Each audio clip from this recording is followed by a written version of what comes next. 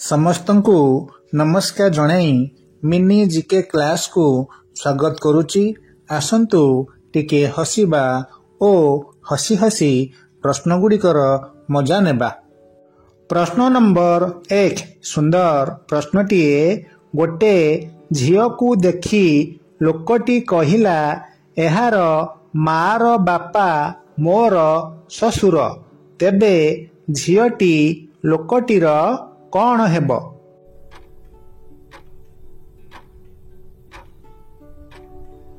ଉତ୍ତର ପୁତ୍ରୀ ବା ଝିଅ। ପ୍ରଶ୍ନ ନମ୍ବର 2 ତାହା କ'ଣ? ଆପଣଙ୍କ ପାଖରେ ଯେତେ ଅଧିକ ହେବ ଆପଣଙ୍କୁ ସେତେ କମ୍ ଦେଖାଯିବ।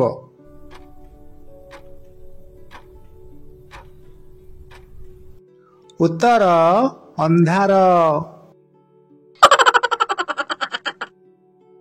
ପ୍ରଶ୍ନ ନମ୍ବର 3 ଚତୁର ପ୍ରଶ୍ନଟିଏ। କ'ଣ ଜଣେ ପୁରୁଷ ନିଜର ବିଧବା ସ୍ତ୍ରୀର ଭଉଣୀକୁ ବିବାହ କରିପାରିବ?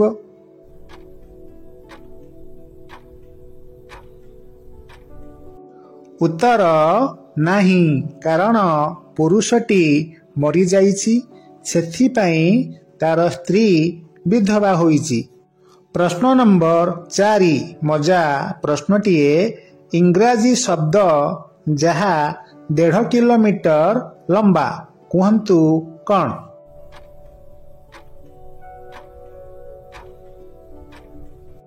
ଉତ୍ତର ମାଇଲ।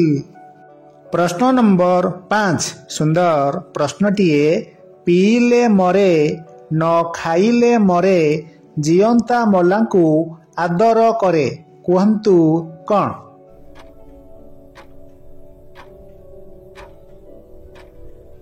ଉତ୍ତର ନିଆଁ। ପ୍ରଶ୍ନ ନମ୍ବର 6 ସେ ସବୁ ଜିନିଷକୁ ଓଲଟାଇ ଦିଏ କିନ୍ତୁ ନିଜକୁ ହଲାଇ ପାରେ ନାହିଁ, ସେ କିଏ?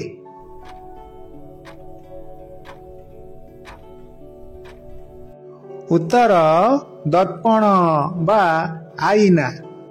ପ୍ରଶ୍ନ ନମ୍ବର 7 କ୍ରିକେଟ ମ୍ୟାଚରେ କେଉଁ ଜାଗାରେ ଦୁଇଟି ଝିଅଙ୍କର ନାମ ଆସିଥାଏ?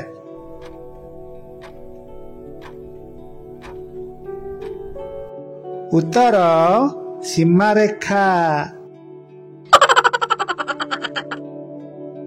ପ୍ରଶ୍ନ ନମ୍ବର 8 ଏମିତି କେଉଁ ପ୍ରାଣୀ ଅଛି ଯିଏ ଉଭୟ କ୍ଷୀର ଓ ଅଣ୍ଡା ଦେଇଥାଏ?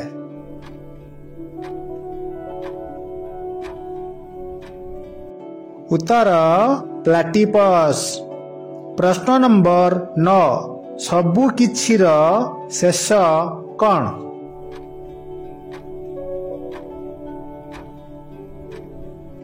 ଉତ୍ତର ଛି।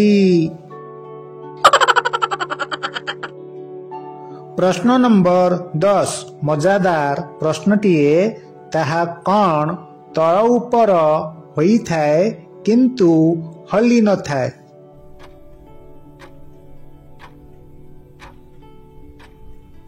ଉତ୍ତର ତାପମାତ୍ରା। ଆପଣମାନଙ୍କ ପାଇଁ ଚତୁର ପ୍ରଶ୍ନଟିଏ। କେଉଁ ଜିନିଷକୁ ଆମେ କିଣନ୍ତି, ତରକାରୀ ବନାନ୍ତି କିନ୍ତୁ ଖାଆନ୍ତି ନାହିଁ? ଉତ୍ତରଟି ଜାଣିଥିଲେ କମେଣ୍ଟରେ ଲେଖନ୍ତୁ। ଧନ୍ୟବାଦ।